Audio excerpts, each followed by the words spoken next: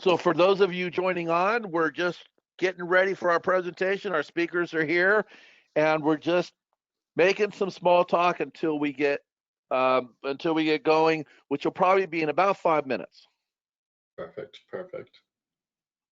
So yeah, that everyone can see the slideshow, right? Yep. Okay, perfect. Now my background is not. It's not, the fake ones, which GoToMeeting doesn't have. But I was when this hit, my spouse claimed the home office, and so I had to choose another office that doesn't look like an office. So I had to get a kind of a back screen. Mm-hmm. Those aren't Tech San Diego offices. Well, we think the home office deduction in 2020 has got a much stronger case than ever before. It's very true. That's funny because our tax preparer warned us that if you take that deduction in previous years, my wife's an independent contractor and she works from home most of the time. And her office, I mean, it looks like an office. I mean, there's file cabinets and everything. And our tax preparer always warned us that if you do that, you may get audited. And we're like, okay, so, Yeah, that's why we used to give the same warning, because we used to call it the audit me form. And the IRS would actually show up at your house to make sure you have an office in the old days. I think some of that, there was a case that went to the Supreme Court about a anesthesiologist, and anesthesiologists don't necessarily need an office at work, right? They just show up on the surgery day, and they do most of their billing and everything from home.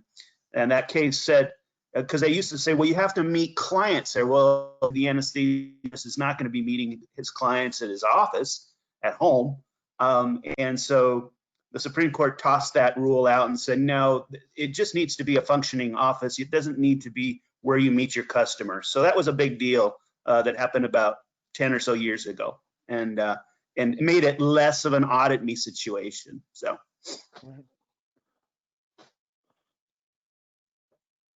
For those of you who are joining us, we'll get going here in just a couple of minutes. We have our speakers and just waiting for some other folks to jump on the call, and we will get going. Those of you who jumped on early won't be penalized. We'll be going here in just a couple of minutes. So this will also be on YouTube. Oh, okay. Not live, but Sarah will get it up on our YouTube channel in a day or two.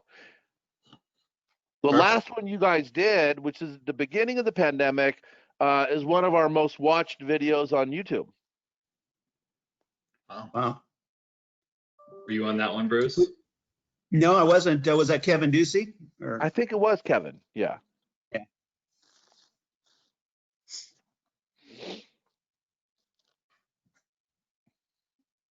Well, Tim was gracious enough to pinch hit for Travis, and I'm very grateful for that. Well, good. He probably use some time off after that full 10-15 we just went through, but he's through, so that. Well, we love Moss Adams, so we're always happy to have them involved. And the request for this came out of a joint CEO. Came from the CEO roundtable and our finance roundtable, which wanted to, these things were changing so quickly, they wanted to really kind of understand it. Yep. Makes sense. Might be changing shortly, so that's the best part, is it's always changing. It's fluid. Yeah, I'm sure by the time we finish, it'll already change. It's quite a possibility. We'll have to stream Twitter comments on the.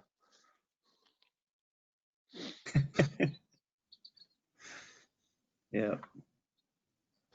Yeah, right. It is a year of change for sure. All right, I think we're gonna have some folks be joining us late, but let's not penalize those that joined us early. So let's go ahead and get started. My name is Kevin Carroll. I'm the executive director of Tech San Diego. You go to techsd.org to find out more about us. This presentation, I'm sorry, I'm not looking down, but I'm looking at what I'm going to do to introduce our our speakers and make sure I have that up there. So this is, again, I mentioned it earlier, but this is part of the series of webinars we're having that has to deal with the implications of the pandemic.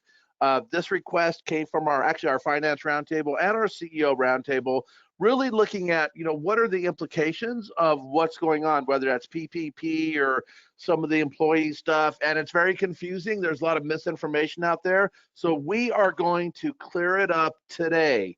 So let me go ahead. Here's what we're going to do. I'm going to introduce very briefly the two speakers, Bruce and Timothy. I'm going to give a short bio on them. We're going to jump right in it. And there is a question feature. You can see that on your screen.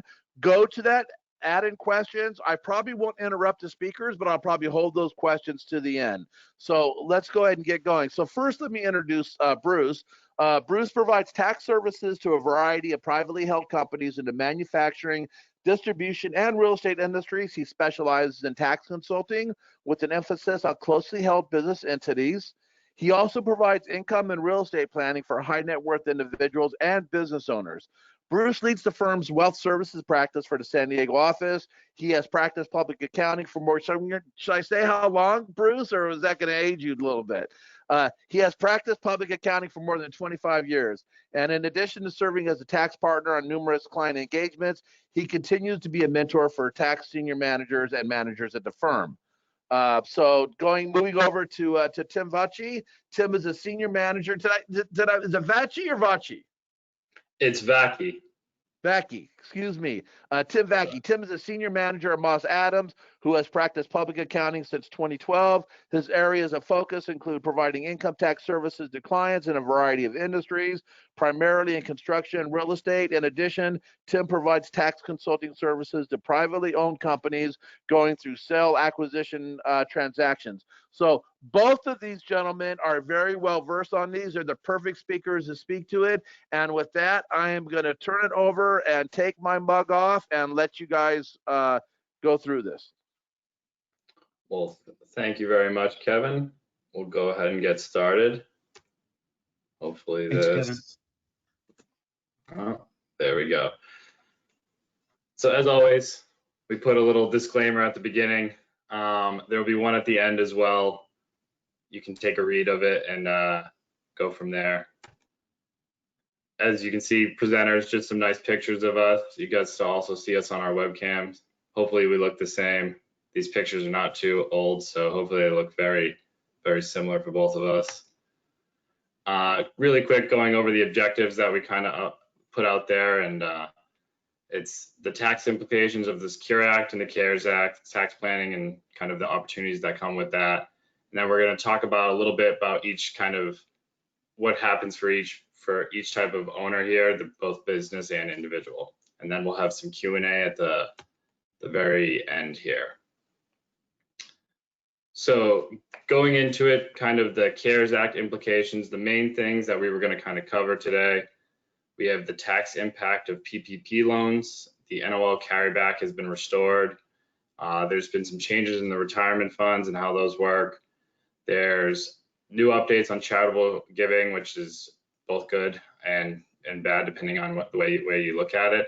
And then there's excess business losses, which is from that pesky TCJA, which is accountant speak for the Donald Trump tax cuts back in 2017, which seemed like eons ago at this point. Excuse me. So getting into it, so the tax impact of PP loans, kind of one thing that we really wanted to kind of talk about is, and I'm sure everyone is familiar with PP loans. If you're not, feel free to ask the question. We can go into it. We can talk more about it. But essentially the IRS, the CARES Act kind of came out and said that the general idea was for it to not be taxed. And then the IRS came out and said that they are going to disallow the deductions for the expenses that were paid with PP funds. The IRS and kind of the bill are not in the same, they're not aligned in the same kind of idea. So there are discussions in Congress to change this. I don't know if the new Stimulus Act that's coming out addresses it. Bruce, I'm not sure if you know that. No, in an earlier version that the House put up earlier, there was a correction there to conform to the literal language of the act, which said that the forgiveness was not taxable. The IRS is not arguing with that part, but they've done an end around basically by saying, yeah, but any expenses that you paid for with those PPP funds that are not taxable are not deductible. So that's what they've done. And California has chimed in and said, yeah, we're going to consider this a taxable event once you get the forgiveness. Obviously, to the extent you're not forgiven, that's not an issue, not a tax issue. You know, it's just a regular loan. But to the extent there's forgiveness, currently the IRS thinks that there's no tax break there, and we may get a fix or we may not. But that was not how the original law read, so that's what's creating the controversy. Yeah. Correct. And so in practical, practice, one thing that I would say to everyone kind of listening and the attendees is the actual income that gets picked up. So the disallowance of these deductions, you're probably going to want to talk to your CPA about when you're going to pick it up, because there is a little bit of kind of leeway in certain areas, because you might not apply for the forgiveness until the end of this year, maybe even start of next year. So when that kind of happens, when you can count it as income, there's a lot of things that are up in the air on this. And I will caution saying that there are going to be companies that are very aggressive in their approach with this. There's going to be companies that are very conservative in their approach with this. And it's just, I think the IRS is definitely got its hands full with kind of what's going to happen with the taxability of these loans. Yeah, and the other thing to make sure you keep in mind is the election is a couple weeks away now, and if there's a change in preference, there's a lot of talk that taxes could go up. So having your discussion with your CPA about the timing of when you recognize the income in effect or the lack of the deduction is something you want to consider. Your tax preparer may even feel comfortable signing a return, taking the position it's not taxable against the IRS notice under the interpretation that the law doesn't read the way that the IRS is interpreting it. So yeah, definitely want to be consulting with your tax advisor on that point. Definitely. Tax attorneys, tax accountants, they'll all be involved on this one. So the other one that I thought was really important, so we wanted to highlight the first two ones that were important, is the NOL carryback was restored for individuals and C corporations. And basically, obviously, NOL meaning net operating loss. So if you are in a taxable loss for the year, the previous rules disallowed you carrying it back. That was again going back to the Tax Cut and Jobs Act back in 2017. That was the new tax reform under Donald Trump. So this is a really big kind of movement, I think, for a lot of tax preparers and taxpayers. The big one I probably want to bring up, and we're going to talk a little bit more about it later too, is it's for tax years 2018 and to all the way up until 2020. So if you had NOLs in those prior years, you can go back and amend and kind of get those out. There's also this NOL carryover 80% income limitation rule that was removed. That was another TCJA kind of rule that came out of nowhere. So that's been suspended. Obviously, as you can see here, we talk about section 965A. That's, without getting into too much detail of what that is, we'll just say that that's foreign related. So if you have foreign corporations and outside foreign entities, then that's when it kind of comes into play. So there are special rules for you. But I mean, if you're inside of the United States and you're operating and you have a loss, this is the good news, is if you had a loss in, for instance, 2019, you could go ahead and carry that back to an income year. back 5 years if you had an income in 2016, and you can go ahead and get some of that tax refund back. Just to kind of clarify, it says NOL carryback restored for individuals. Individuals can't have a net operating loss unless they own a flow-through business, essentially. So we're talking your S corporations, your LLCs, and your sole proprietorships when we say NOL carryback for individuals. C corporations are obviously their own tax-paying entity, and so they get the same 5-year carryback. You do have to go back to the earliest year that's 5 years preceding the year of the loss. So for a 2018 NOL, it would be a 2013 through 17 situation, and for 2019, 2014 through 2018, and 2020, obviously 2015 through 2019, just to kind of give you the options. But yeah, they're trying to get money in companies' pockets and owners of companies' pockets related to prior years, recognizing that a lot of businesses are losing money given the pandemic. So. Agreed. So this is not a big thing really, and some people probably aren't going to take advantage of it. But they did change that you can have the maximum, $100,000 distribution available to the end of this year. You can take it out for coronavirus-related issues, financial hardships, being laid off, furloughed. There used to be a 10% penalty associated with early distributions, but that is going to be waived. And the income can be spread over 3 years. You can pay it back, which I've seen people kind of talk about doing, especially not necessarily our clients, but different family members taking out, $10,000, and they're going to pay it back over the next 3 years. So I think it's a good thing to be aware of for yourself personally, but not necessarily a business related thing. And I think it will help some employees if they're going through some tough times. So anything else you want to add?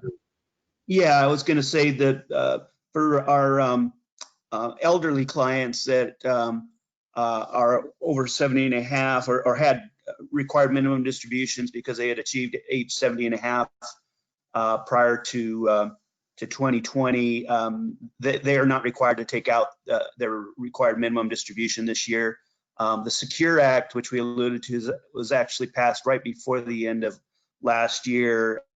Actually, for brand new retired minimum distributions, the age was moved to 72. I think that's just basically acknowledging that people are tending to live longer, and so they made that change. But yeah, the 3-year, if your employees or whoever or the owners have a retirement account and they put the money back in within 3 years, then there's no income tax. As Tim said, there's no 10% early withdrawal penalty, or they can choose to spread the taxation over 3 years, or they can take out a loan as well of up to $100,000 and not have a distribution at all and just have it paid back. I believe it used to be a 5-year payback requirement. Now I think it's 6. So those are some of the details. You do, as Tim said, have to have an adverse consequence to point to from COVID, either financial or actually getting sick, so to qualify. This one I think is a really good one, and I think a lot of clients are going to be looking towards this to take advantage of it, especially just to lower your tax bill in general. So there's the $300 above the line deduction available in 2020 for taxpayers who do not itemize, like myself, who doesn't itemize, but I'll get $300 above the line deduction. And then there's the limitation that used to be 60%, I believe, was the limitation, and then it's now raised to 100% of your AGI for cash contributions made in 2020. So I know this is a kind of a big deal because effectively you can knock out all of your adjusted gross income if you have enough cash on hand, which is kind of tough times right now. So I'm not sure who this applies to, but I know I definitely had some clients who were in certain situations where they had a windfall of cash in 2020, and they were debating on giving this money to their church, for instance, and they were debating on, oh, do they do it over 3 years, because you obviously don't want to hit the limitation. So they were talking about 3 years or 5 years, and now it makes sense for them because they have the windfall of cash this year. They had the gain. It makes sense for them to just give it all in 2020, and they're going to get 100% of the deduction. Really lowers their tax bill, really helps them out for the current year. And it also helps out the charity, which is the main point of what they're trying to do, gets them the cash 100% right up front. One comment there is you'll see that little bullet at the bottom that it doesn't count for 509A3, supporting organizations or donor advised funds. And the reason for that is they're actually wanting the money to get directly to the charity right away. If somebody donates to one of these a donor advised fund or a support organization like United Way or something, that organization and that fund decides when to pay the charity. So they're removing them from the equation for that reason. So. Correct. But the contributions, Bruce, the contributions does include 501c3s and C6s? Just C3s, Kevin. Yeah. C3s.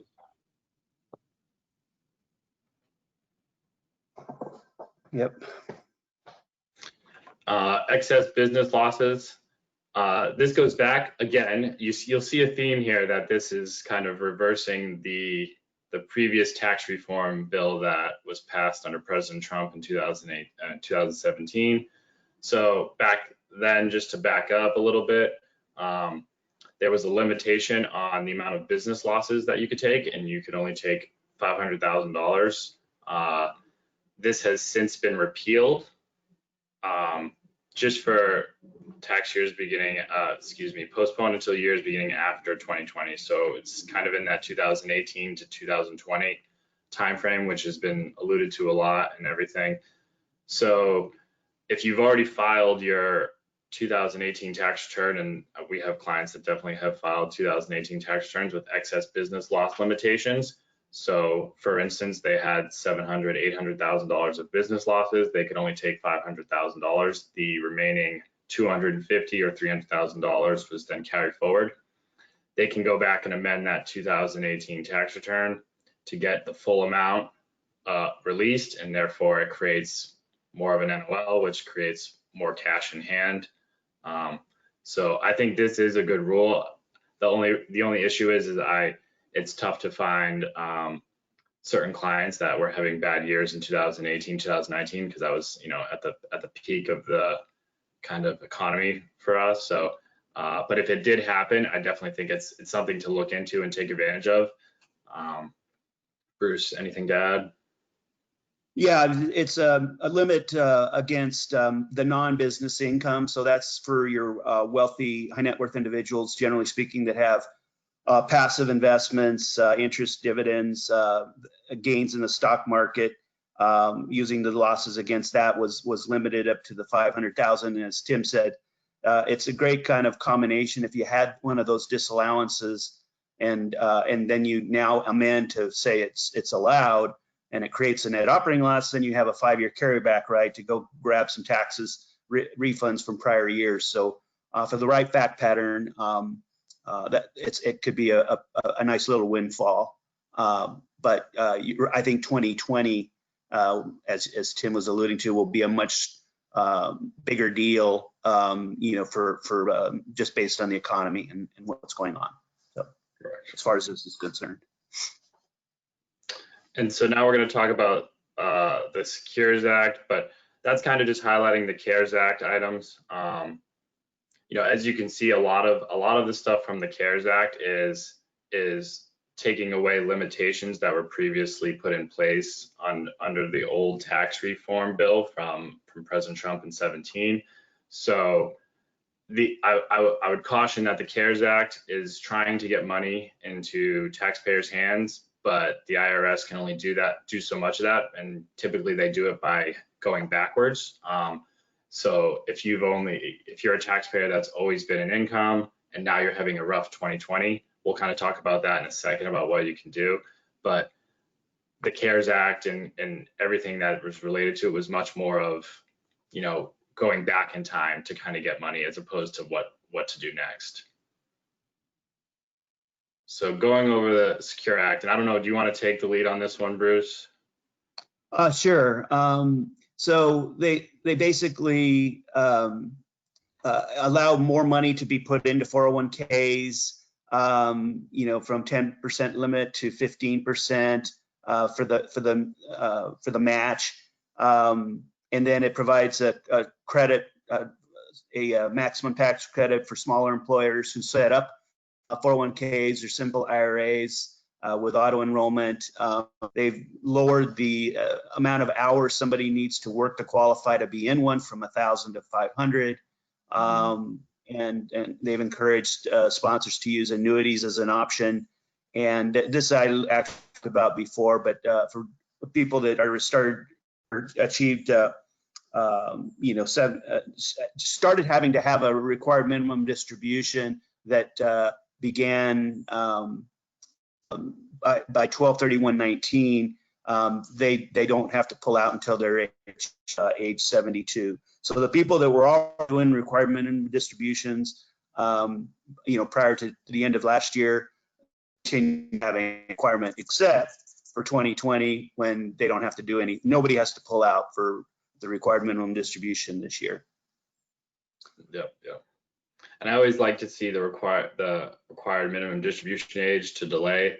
You know, it makes me very happy and warm and fuzzy knowing that my retirement age is pushing further and further back. But luckily there's plenty going on to keep me busy, so I'm not overly concerned. Yeah, I'm a little bit more focused on it than probably Tim. There's a bit of an age difference, as you might have gathered. So. Yeah, so this one is more on the Secure Act. And the reason it's not really a COVID related thing, that this happened in December of last year, but its applicability is very heavily into 2020, so we thought it was worth mentioning. But now 529 plan can actually be used to pay back student loans. You know, so that's kind of a big deal with what's going on with student loans these days. I do believe that California has chimed in and said they don't agree with this. So you have a federal state difference there. And then you've got, this is, if you're to adopt a child, you can withdraw from your 401k up to $5,000 and offset those costs without any tax event. This is the one revenue raiser in this act, is that they removed the stretch IRA for non-spousal beneficiaries to 10 years. It used to be that if you gave like a kid, one of your children or grandchildren were the beneficiaries of your retirement account, that you could use their lifetime to stretch out the required minimum distributions on an inherited IRA or retirement account, and they've now limited it, other than spouses, to 10 years. So that was a revenue raiser, and it also they took away the limit from being able to make new IRA contributions past 70 and a half. Again, acknowledging that people are living longer and working longer. You do have to have earned income to do this funding, but if you work after 70 and a half, you can keep right on contributing to your IRA now under the Secure Act. So. Yeah. Which is impressive, to say the least. That's just because you're young, I think it's impressive. Yeah, exactly. When I'm 70 and a half, who knows? Maybe I'll still be at it. So yeah. Some tax planning and strategy opportunities that we're going to go over. We're going to talk about that NOL carryback. We're going to talk about QIP fix, which is qualified improvement property. We're going to talk about the sick leave credits, the retention credits, and the payroll tax credits. So those are kind of the highlights that we're going to hit on. So opportunities that we're going to talk about. We already talked about bullet point number 2, which is the looking for the opportunity to amend the 2018 returns for the excess business loss. That's that $500,000 limitation that we were talking about earlier. Going into number 1, look for net operating losses generated in 2018, 2019, and 2020 that may be now carried back. And the reason why I highlighted 2020 is obviously if you're a taxpayer and you have your business or your C Corp, whatever it may be, and this year is looking to be a lost year, obviously you would get to carry that back into income producing years. So whether that be 2018 or 2019, but the only way you obviously get to carry that back is to finalize your 2020 tax return, right? So we'll talk more about that later, but I think the main thing to look forward to is if you are in that type of situation where this 2020 is going to be a lost year, you're going to look for this main opportunity. This net operating carryback is going to be your main opportunity. And then the last bullet point here is looking for the opportunity to catch up on depreciation for a qualified improvement property. This was, again, alluding back to the 2017 tax reform under President Trump. There kind of came out this new rule of how they define property and what it would be expensed at or depreciated at. And there was a lot of talk of a technical correction, which some of you may be aware of, some of you not, but essentially there were improvements to properties that should have been 15 years or 20 years or less, which would qualify for the 100% bonus, and that's why it matters. But the way the bill was written, it accidentally put in 39 years. So for instance, if you had tenant improvements in a building in 2018 that you owned, you would have to depreciate them over 39 years. That was the correct way to do it. Now looking back, you can go back and fix that. So you can either amend 2018 depending on if you follow other rules, or you can do a catch up and you can file a form that basically catches up all this depreciation and says, oh, we had this piece of, this tenant improvement that we were depreciating over 39 years. Well, now it should be depreciated, or it should have been depreciated under 15 years under this new qualified improvement correction, and qualifies for 100% bonus. So you can take the full depreciation now in the year that is coming up, either 2019 or 2020, depending on how you're filing and everything. Anything you want to add? There's one. I do think that businesses with losses that there's a lot of rules around this, but if there's like some sort of basic disaster going on, they will allow an earlier filing than waiting until the end of this year to try and get some money back. But those are very specialized rules, and so you'd want to consult with your tax advisor to see if that might be an option other than the normal way, which would be to file as early as you can and for your 2020 year to generate the refund claims. But yeah, this qualified improvement properties essentially for commercial properties is who it applies to. So as Tim alluded, tenant improvements, but he's talking about business tenants, as opposed to residential. Yeah. Mm-hmm. Yeah, and we put this note here about to keep in mind that the real property election under 163J. That's more of a discussion I think you can have with your tax preparer and your CPA. That's just a buzzword to kind of keep in there, that there could be a potential that you have limited interest expense, that is. But more often than not, it's always better to take the full deduction and worry about the disallowance later on, assuming that you're going to have income or you're going to sell or et cetera, et cetera. So I agree. Some other opportunities was the payroll tax credits for the emergency sick and family leave. So this was pretty straightforward, where the IRS was essentially giving out tax credits, tax rebates, I think is what they actually call them. But if you had an employee that had to take sick leave, and it was COVID related, but I think did they change the way that kind of the definition of that, Bruce? Well, yeah, I mean, there's a couple categories there. There's the people that actually get sick, Yeah. and they're allowed 2 weeks of sick leave that the companies were required to give anybody, I think, that had more than 50 employees, and so that was pretty much at full pay for most people.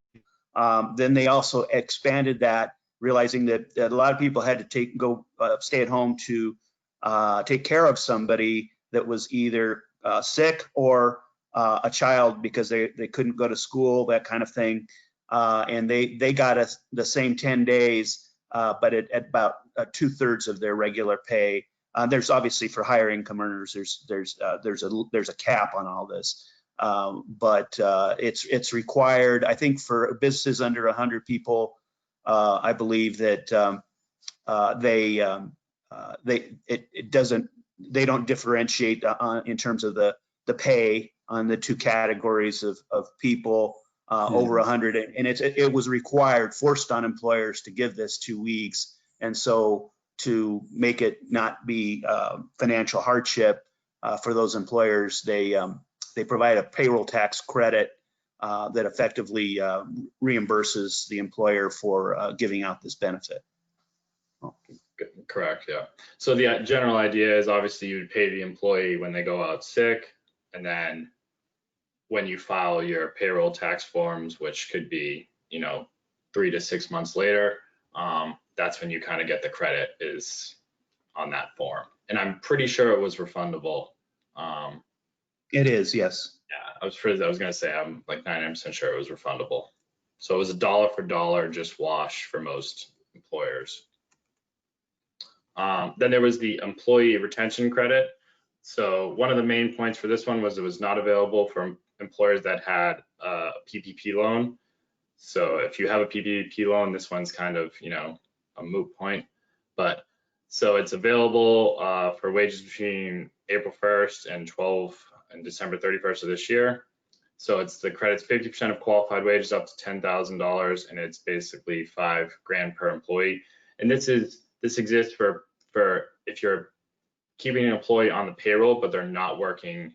And there is some gray area. I know there was some discussions of defining not working. For instance, if you have an employee that used to work 40 hours and now they work 20, maybe they only work a couple hours a day, or maybe they only come in 2 days a week. Kind of how does this define?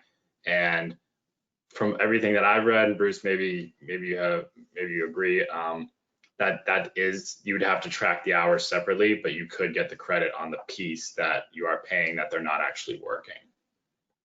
Right, and I do think that for businesses under 100 employees, that they, whether the employee is working or not, is not relevant. You get the credit, but it also, the other thing is to qualify, that you have to meet the criteria that shows that during the COVID time, your business is off significantly from the same quarter in the previous year. So it literally was there to try and incentivize businesses to keep people on the payroll even though they weren't working. I know one company that took major advantage of this was Starbucks, because a lot of their employees didn't feel comfortable coming to work. And Starbucks elected, as I understand it, to keep them on the payroll when that was the case, and I'm sure took advantage of this credit. This credit also, unlike the PPP program, which was really tailored to small business, there's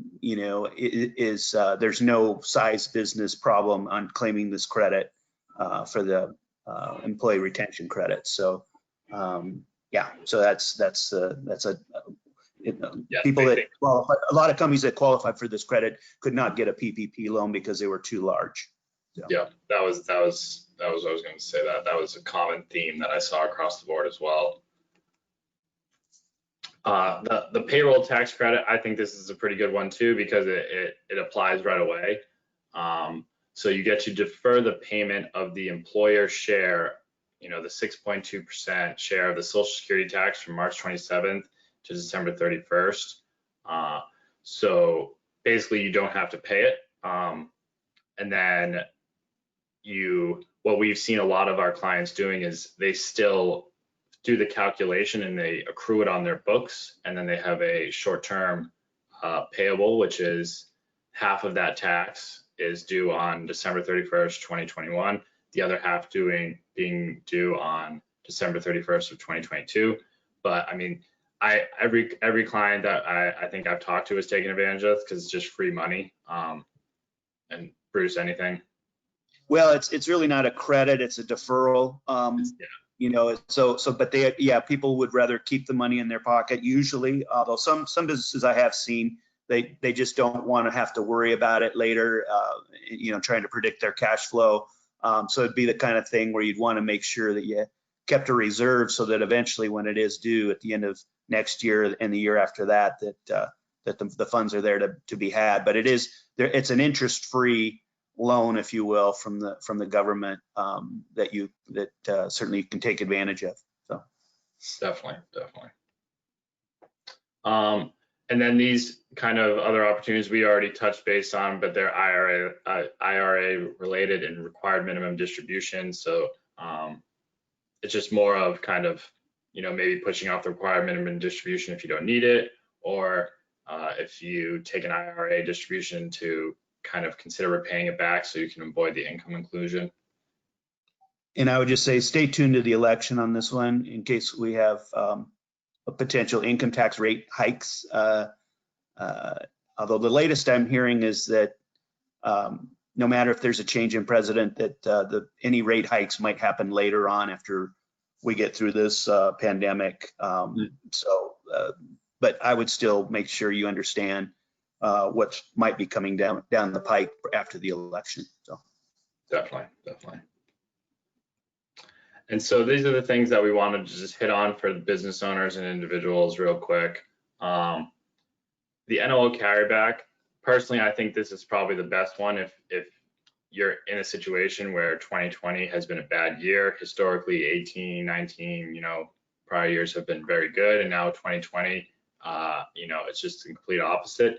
So my general advice here is to be prepared and be proactive, because if you think you have an NOL for 2020 and you've run the numbers and you're going to be in a loss, the sooner that you can kind of get your financials ready, the sooner that you talk to your tax preparer, is the sooner you can file the tax return, which obviously means the sooner that you can apply for the carryback and get the money. So I know I had a client that had this situation a couple years ago where prior to the TCJA Act, where it kind of disallowed the NOLs, I had a client who knew they were going to have a terrible year, and they had 3 previous really good years, which can kind of be the trend in construction. But they went ahead, they got us everything by, you know, January 20th, I think, and they had their books closed. We filed by February 5th. They got their NOL forms in and everything, and they had their money by the beginning of summer, as opposed to some people who wait and you might not get your money for almost a year because the IRS can kind of take some time processing these. So that's just my general advice on that one. I don't know if you want anything on that point, Bruce. right, yeah, and the IRS is very backed up because they basically didn't open their mail for 3 months, you know, starting in late March. So they're still kind of digging out of that. So yeah, the sooner that you file, the better, for sure. Correct. And then the tax credits, which we talked about, you know, the payroll related tax credits, those are always great things to look at for a business. And I put R&D here because it's something that hasn't changed. The rules haven't changed on it. The CARES Act hasn't changed it. Secure Act hasn't changed it. But one thing to think about is a lot of businesses are changing the way they're doing things, right? They're changing the way their customers are getting in touch with them. They're changing their structuring. They're changing their processes, their computer software. So I think it's a good time to start looking into R&D credits, and as you revamp your business, as you're changing things, to talk to, you know, Moss Adams has an R&D team. There's R&D, you know, studies that can be done by outside, you know, accountants, et cetera. But I think it's a good thing to look into, you know, especially if you had to change your kind of business structure and the way you provide your service or product. So then going into, for the business owners, we have the same thing for the NOL carryback. Be prepared and be proactive is my big thing. If the sooner you get everything in, the sooner your CPAs can file, the sooner you can file, get the money back, right? That's the key there. The charitable planning, that cash limitation, that's now increased to 100%. It's really good if you were on the fence about giving something now or giving money now to an organization versus giving it next year. Maybe give it now. If you have charitable giving that you do annually, maybe you take the next year's, the 2020 and then maybe even the 2022 amounts that you're going to give, and maybe you give them in 2020, and knowing that you're not going to give them the same type of annual amounts for the next couple of years. And then amending your 2018 return for that excess business loss limitation that we talked about. That again, that's $500,000 limitation. Kind of amending that to get that limitation, that NOL released. Anything, Bruce? No, I think we've covered those pretty well at this point. No. Correct. We've hammered those home. I'm a big fan of the be proactive and be talking to your CPA. They're going to be able to help you out. And then the last things we just wanted to go over real quick before Kevin kind of jumps in with us is the taxability of the PPP loans. That's still kind of up in the air depending on what happens. There is another stimulus package coming. I know the last I heard was they were getting very, very close. They were the deadline was last night to get something through for the election, but they are a lot closer from what I'm understanding. And by the election, I mean they wanted to get the deal done last night so it could get passed before the election, but it's still moving forward. And then the IRS capacity, the one thing that's one thing I always want to point out is, at one point the IRS had 11 million packages, unopened packages that they had, and they were stored in all these trailers. They are down to about 5 million of unopened packages now. So they are backed up. Their services is not at their tip-top shape, and it probably hasn't been for a little while. So if you're looking for something from the IRS, and if you're looking to get involved with them, whether that's NOLs, whether that's amending, sooner is better than later, just because there's going to be a long line. And then if you want to, we have a COVID website that kind of talks about the implications, what's going on. We try to stay as current as we can.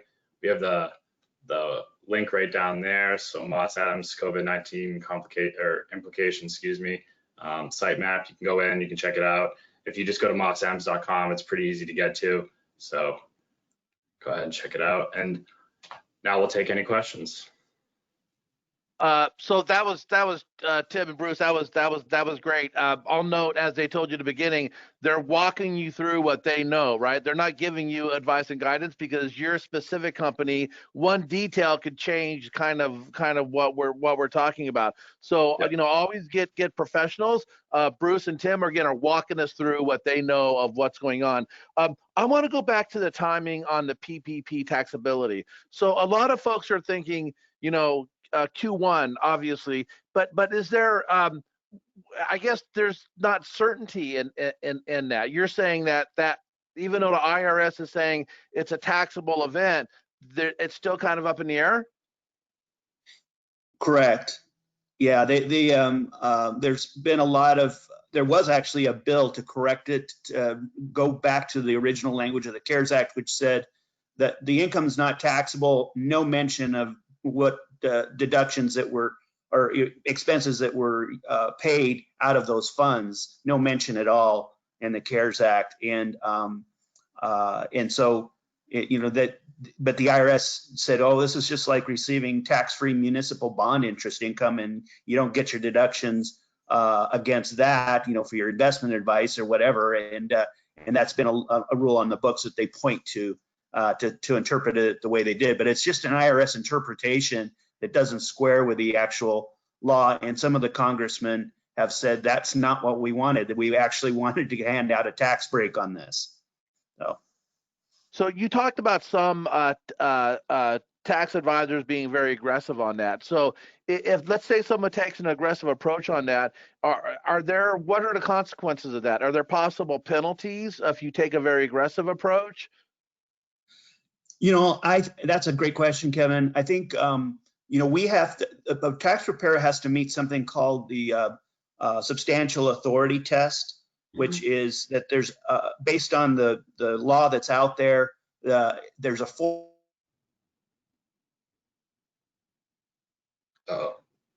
Did Bruce freeze? 4 in 10 chance that if audited, you would succeed under the laws that are out there on the books. Did I freeze? Yeah, you froze a little bit. Your audio. Anyway, Tim, are you not hearing me? Yeah, you froze for a split second. I think you're good. Okay, yeah, Tim, why don't you take over? Okay. Yeah, I would say in general. Okay. Anyway, so I think the chances of penalty. Oh, go ahead, Tim. I think we're a little Bruce is like maybe you have like maybe a 10-second delay on us, but it's all right. I'll just continue and I'll say in general, as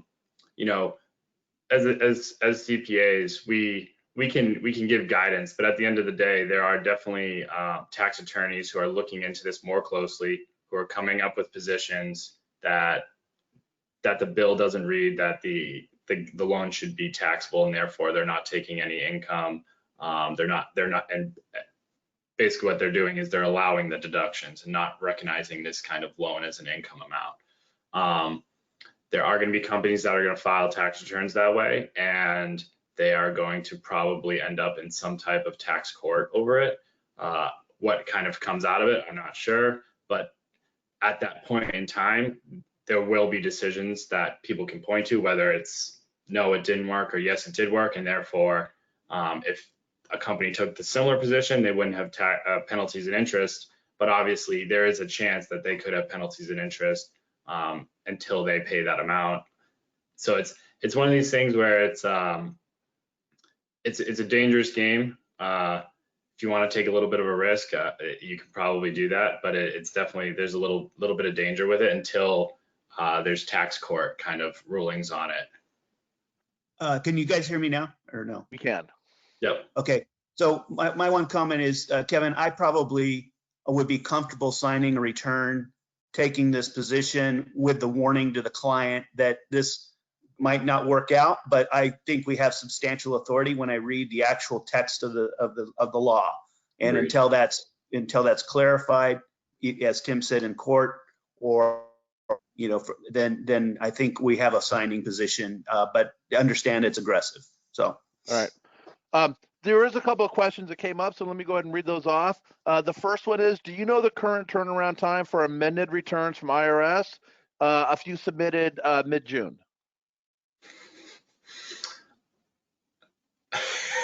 That's a Tim, tough that's one. not funny. It's not funny, but I'll say we have clients that have submitted in June and still have not heard anything. The IRS usually says 3 to 6 months, I feel like, is what they always say on amended tax returns.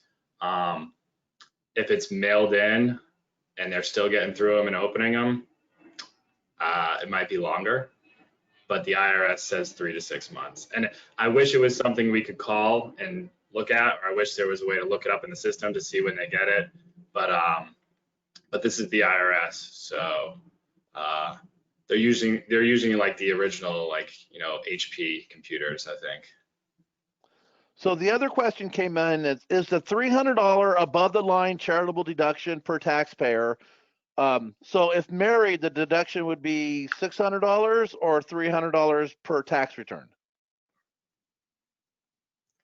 It's a good question, Bruce. Do you know if it's $300 per? I think it's $300 per tax return is what I thought. Yeah, that's a good question. First time somebody's asked me that. Here, I'll Google it, Tim. You can keep answering questions.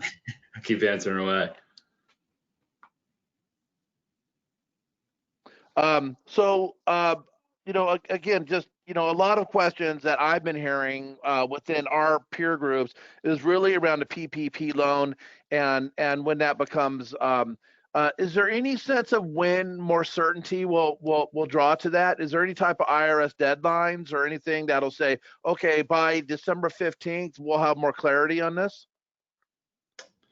I honestly haven't heard anything on it, and I think the issue with the PPP loans is, Congress passed the bill and then kicked it down to SBA, the Small Business Administration, and they've kind of have been dealing with it, and they've been so backlogged on everything, and Congress is probably not going to readdress it. One thing I'll say is, going back to Bruce's point about substantial authority on signing a tax return, that's kind of where we're cautioning our clients, is saying, hey, maybe you got the loan in April, but you don't know it's forgiven until December. So, this $3 million PPP loan really isn't taxable until December of that year. So we can kind of annualize and keep their cash flows different based on when we're going to pick up this loan. And I think a lot of tax preparers are kind of taking that approach. That's just in kind of what I'm hearing, just because you're not sure. It's still a loan until you get it forgiven, right? So it's not even correct income until you go through the program and get the A-OK. So I think there's just a lot of uncertainty around that. And I wish the SBA was a little bit more transparent with it, but they probably aren't going to give us more guidance on it at this time. So it must be frustrating for you guys. You guys are used to kind of absolutes and black and white, and maybe staying out of this gray area. Is a little frustrating for you guys as you advise your clients?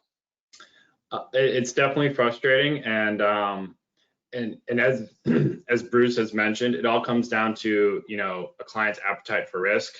If they want to not take the PPP loan at all, under the assumption that they've heard from an attorney that they can make an argument that it's not income based on the bill. I mean, that's something that we'll advise the client, and we'll probably say, hey, please let us know in writing that you agree that if this ends up badly, that there's penalties and interest potentially there. But I mean, what it comes down to taxpayers making that decision on what their level of risk is. I can answer that question. So yes, it is, Tim, you're right. It's per joint couple only gets $300. Per return, but I thought.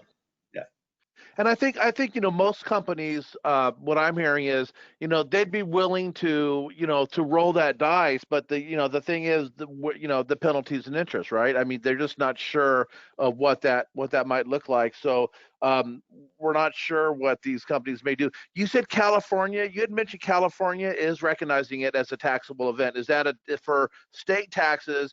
That's done. Can the feds overrule that? No, the feds do not control California or any other state in terms of that. The only time that can happen is when the Supreme Court steps in and says, knock it off, California or whatever state, which they did, by the way, for people that worked their lives here and then retired elsewhere. The pensions that were paid, California used to argue, we still get our money because you deferred tax on it here. Supreme Court, like 20 years ago, said, no, you don't. And that ended that. So it's safe to say that it is certainty that California, for state taxable purposes, the PPP loan is a taxable state event. Yes. Okay. One question that just came in is, explain the Section 163 limit again. Yeah, that's related to interest deductions in the part of the Tax Reform Act of 2017 that became effective 2018. They said any business that has net income after you add back for a few years anyway, depreciation and amortization, if the net income isn't at least 35% of the gross income, then the interest deductions, if you have them, are going to be suspended. And so that's Section 163J, and that they've the CARES Act actually removed some of the teeth of that, but not completely. And so that was to Tim's earlier comment on the slide that, if you're writing off a bunch of depreciation, just keep in mind the impact that you might have to the interest deduction, for the or not the depreciation, but the excess business loss. I guess that would be the time that would kick in. So yeah, 163J is a really complicated section of the code, Kevin, but it was a revenue raiser that said companies that are really super leveraged, we're gonna whack you if you deduct too much interest. So. Yep. Okay. So we're coming to the end. So, wow, a lot of information, guys, in a short amount of time. I don't know how you guys got through that in an hour. So I want to do a virtual clap for Bruce and Tim.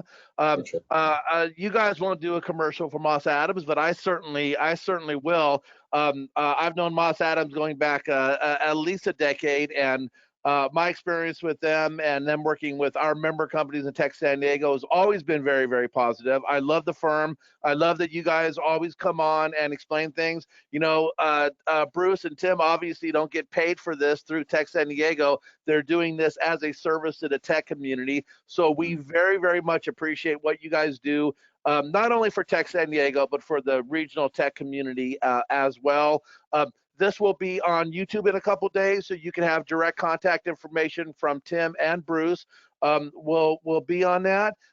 You could go to, they've already referred you to the Moss Adams COVID-19 page. I go there often. I use it. We even have a link to our Tech San Diego page. It's a great resource. I go there all the time. Go to techsandiego.org if you want to know more about Tech San Diego. I'm going to bring in our marketing and events manager to see if I forgot anything. Sarah, what did we forget? We have Protecting the Family Jewels, an intellectual property event coming up in November on the 12th. All right, so if that's it, I guess we will end this webinar. Again, go to techsd.org. And Timothy, Bruce, any last words before we go? I would just say, everybody, be kind to your tax professional. We've had an extraordinarily challenging year. I've done. I don't want to age myself, but I've done this over 30 years now, and this was by far the hardest ever. So, Tim, any thoughts? Yes, I would agree with that statement, and I hope everyone learned something. Feel free to reach out. I take a big pride in making sure that my clients not only get good service, but that they understand, kind of what's going on, especially if they want to learn it. I want them to be knowledgeable about their tax situation and, keep Moss Adams involved. So great. So the most important thing we learned is be nice to your tax preparer. That's probably number one. Yeah. All right. Thanks, guys. And we may have you guys back on when we have some certainty, when we have a new round of PPP. Sure. We might have you guys back on and do some further explanations. We will leave everyone for now. Thank you very much. Thank you. Thanks, Kevin.